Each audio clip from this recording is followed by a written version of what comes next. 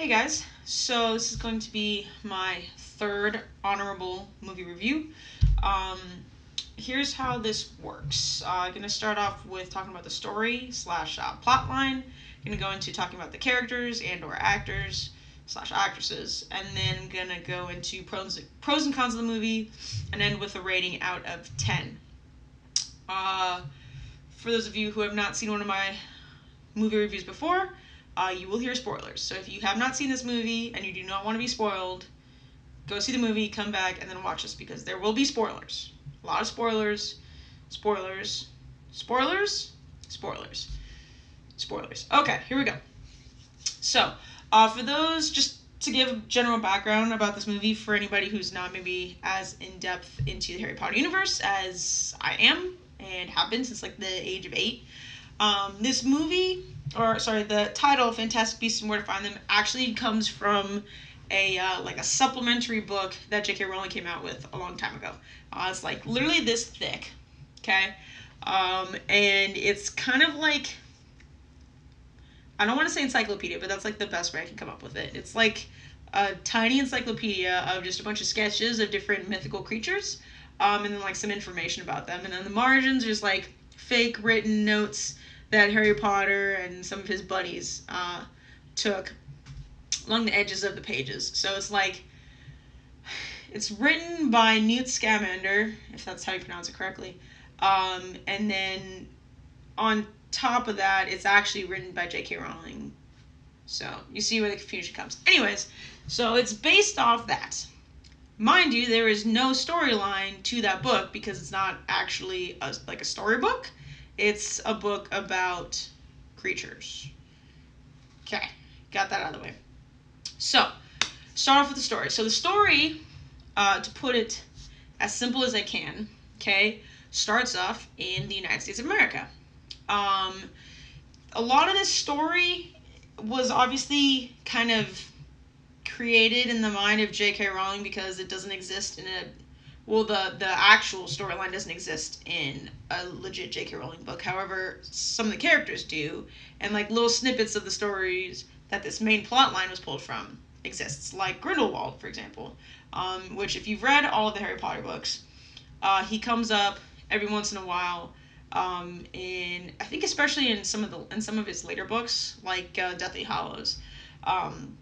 I need to go back and actually read up more specifically on kind of his history, but anyways, he's not a good guy. Let's put it that way. So the movie starts off with him killing some people. Cool. He's a bad guy. So what did you expect? And then of course we get to the United States of America, which we haven't seen any magic coming from the Harry Potter world in the United States of America. So it was kind of cool to see how different the world is, and of course it's in the past. Hey Griffin, it's in the past, so it's kind of a different time period. But anyways, so you see Eddie Redmayne, who I love, by the way, as Newt Scamander on a boat from, I think, the UK, if I can remember correctly, to the United States, to New York more specifically. And the story revolves around him getting to New York, and he has this suitcase full of mythical creatures. And when he gets to New York, the Ministry of Magic for the United States is based out of New York. Let me see. Yeah, it's based out of New York. So the way that the magic kind of works there, because it is in the past, is they've been having a lot of what's the word for it to go? Kind of bad things happening in New York. A lot of instances, obviously, where the Muggles have been noticing that there's kind of these strange occurrences happening and nobody can explain them. And the ministry, so you say, in the United States, hang on a second.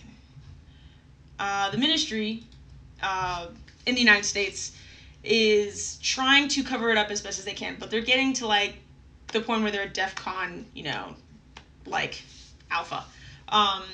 So basically trying to cover it up as best as they can, but they're getting to the point where the immediate public and the Muggles are like, there's something really strange going on. There's like a little cult-like thing that's spouting all this craziness about witches and magic going on. And ironically, of course, that's exactly what's going on. So as you progress through the story, Eddie Redmayne, doesn't lose his suitcase. He switches his suitcase with another Muggle, and he goes around trying to recapture some of the creatures that managed to escape from his briefcase. Meantime, there's, like I mentioned, kind of this dark sort of, like, it's not really a creature. I'll get more into what it is in a little bit, but that's kind of wreaking havoc in New York. And yeah, so I lost my train of thought. Okay, so Newt gets kind of pulled in to New York's Ministry of Magic, which I can't remember what they called it, but whatever, you know what I'm talking about.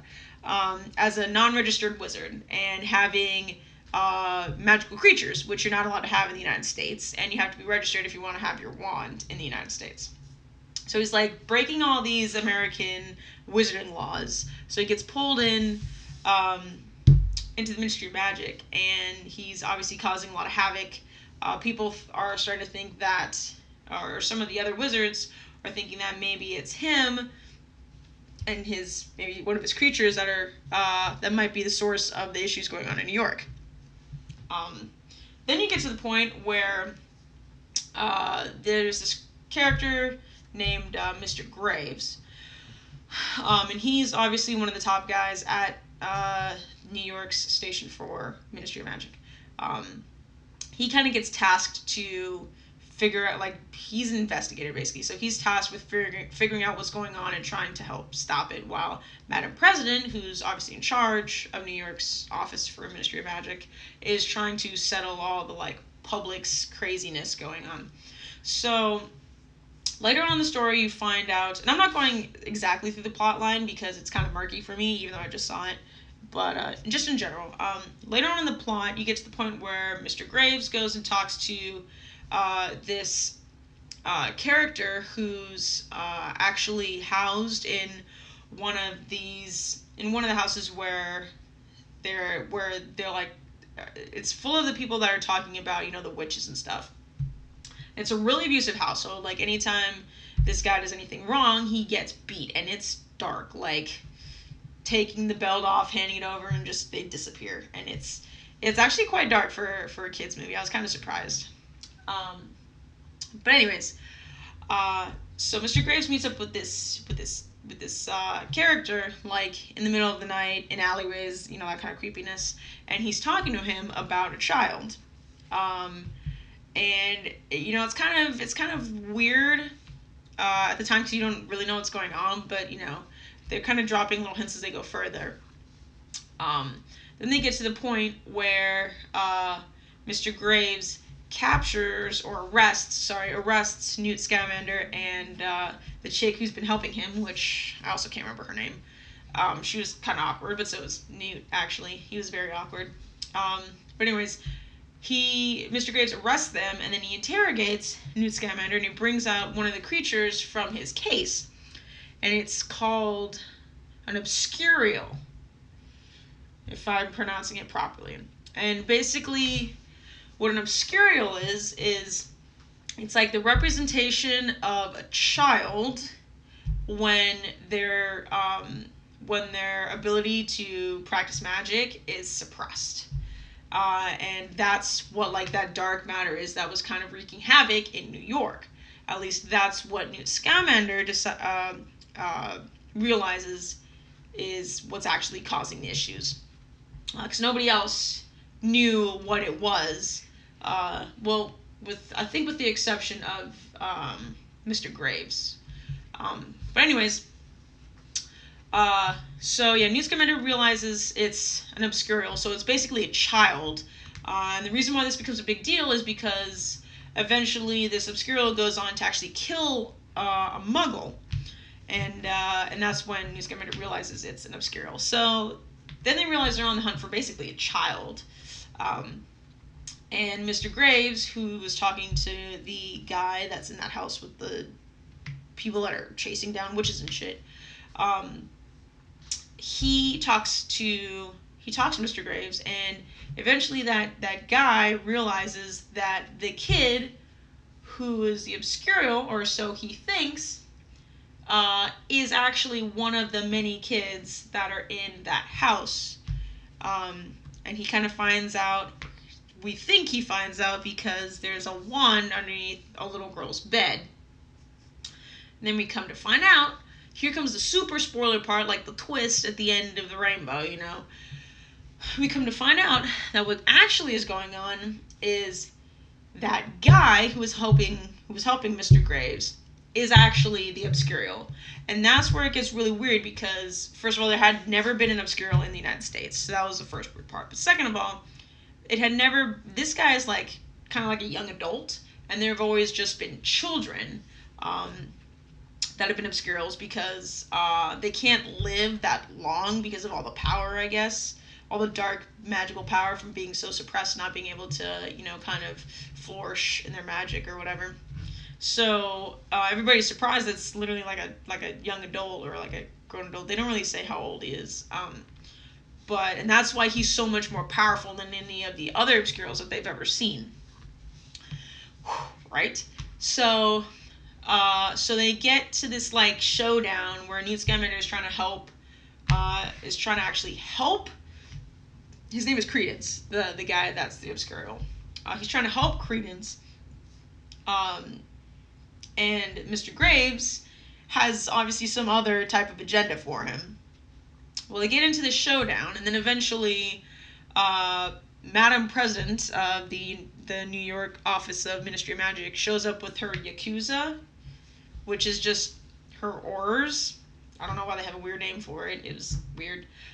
They show up, and they manage to destroy Credence as his Obscurial, or however the hell you want to say it.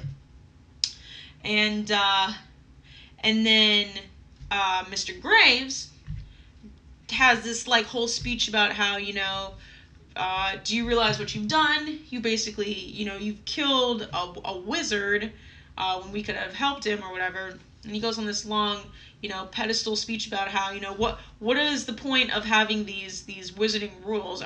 Is it to protect us or to protect Muggles who, you know, don't give two, you know, what's about us, and who would rather kill us because they know nothing about us?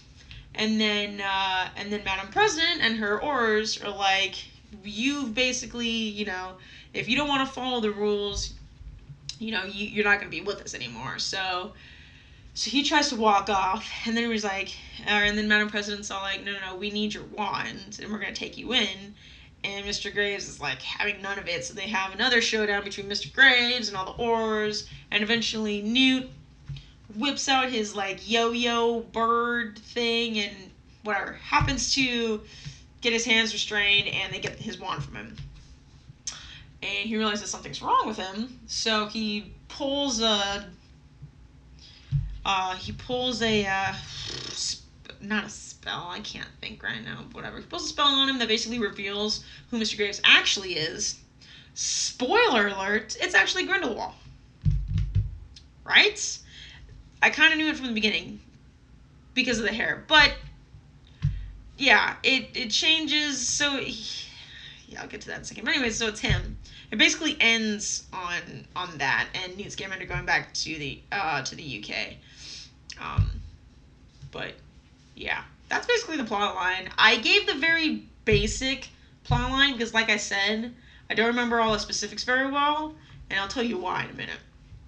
But that was a plot line. Okay, so for characters, obviously we have Newt Scamander, who's our primary character. He is played by Eddie Redmayne, who I love to death. He's a great actor.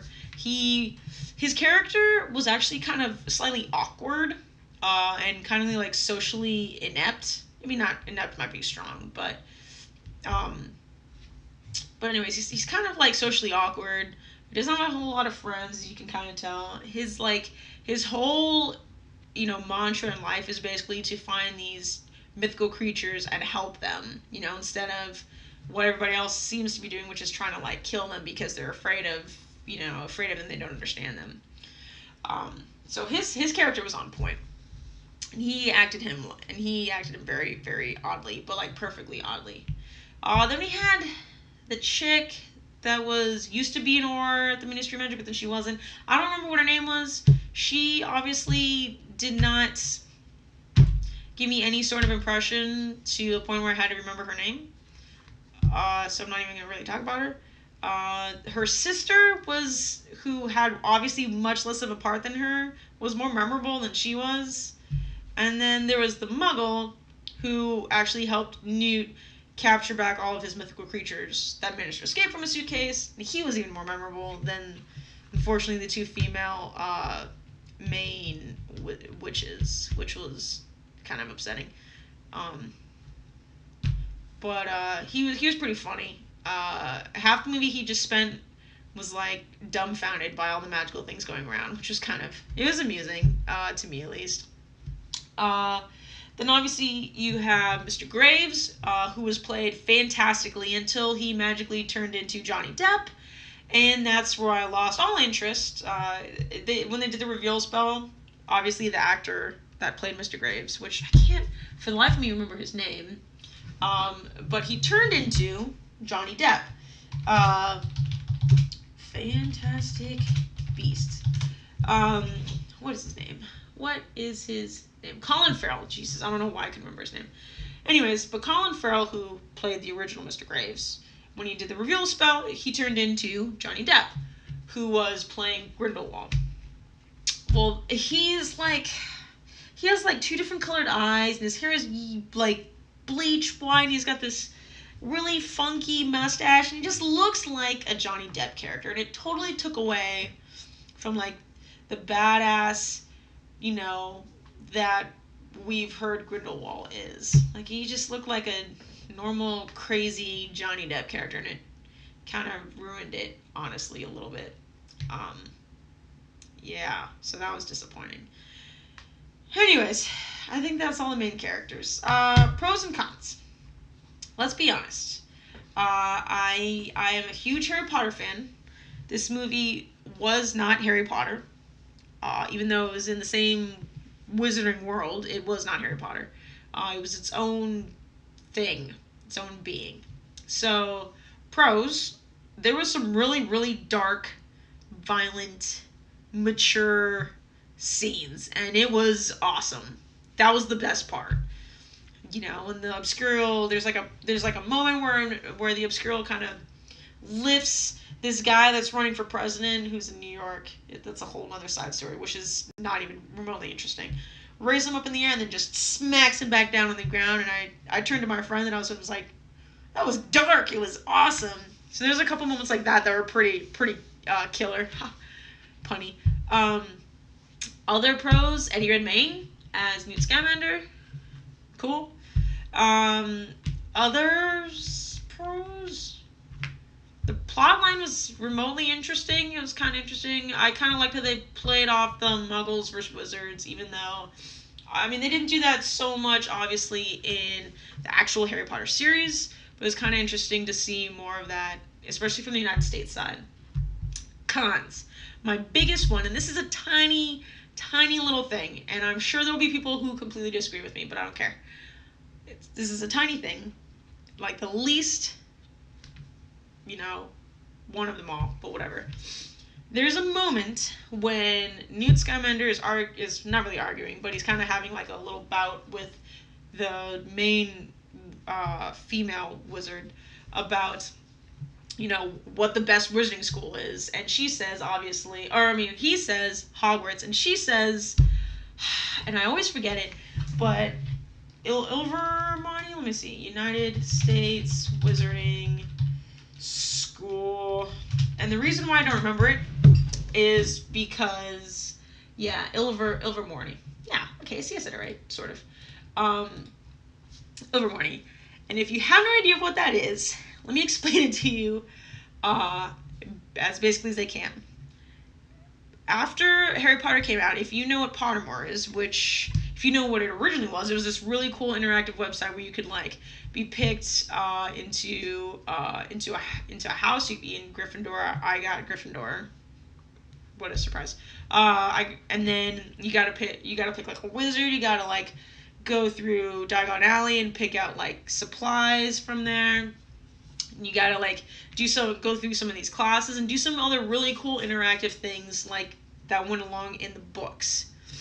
Well, not too long ago, maybe a year or two ago, they completely changed the Pottermore website. So now it's like a blog, and they completely got rid of all of the best parts of Pottermore, which was so many people were pissed off. I'm sure, obviously, easy majority of people who were into Pottermore were pissed off. And last time I went on there is when I saw the Ilvermorny story, which was basically just a J.K. Rowling,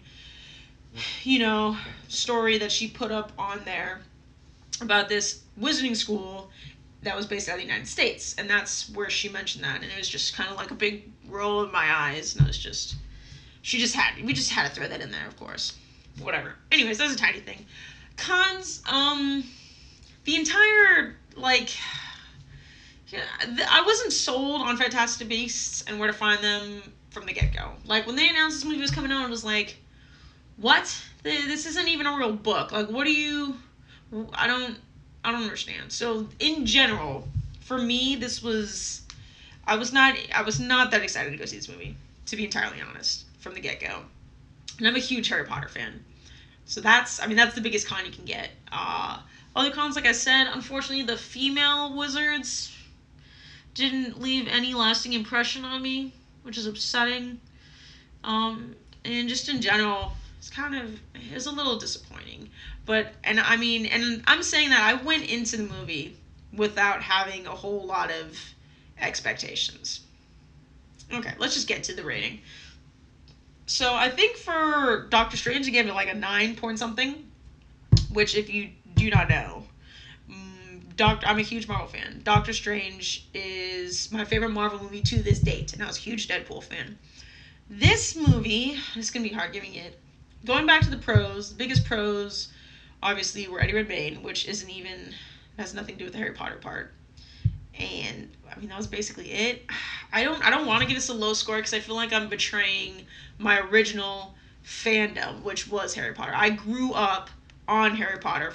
I literally learned how to read from reading Harry Potter, starting at like 8 years old. Okay, I went to every single Harry Potter premiere, starting with the first one, all the way through the last one. So I'm a huge Harry Potter fan. I grew up on Harry Potter. And it breaks my heart to say I will probably give this movie a 4. I'm going to be positive and go with a 4.7 out of 10. Yeah. The best parts were the violent parts, which I was still surprised that they put those in a kids movie. But yeah, 4.7 out of 10. It was, if you're a huge Harry Potter fan like I am, don't go into it with a lot of expectations. It's gonna hurt.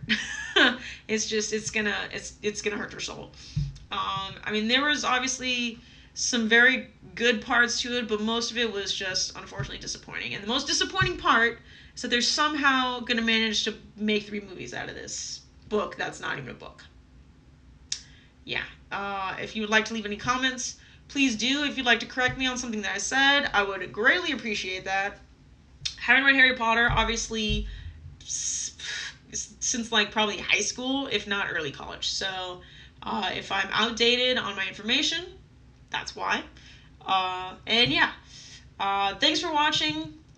Really appreciate it. Next movie review you'll probably see me doing is Rogue One, which I am beyond excited about. So be on the lookout for that. And thanks for watching. Peace.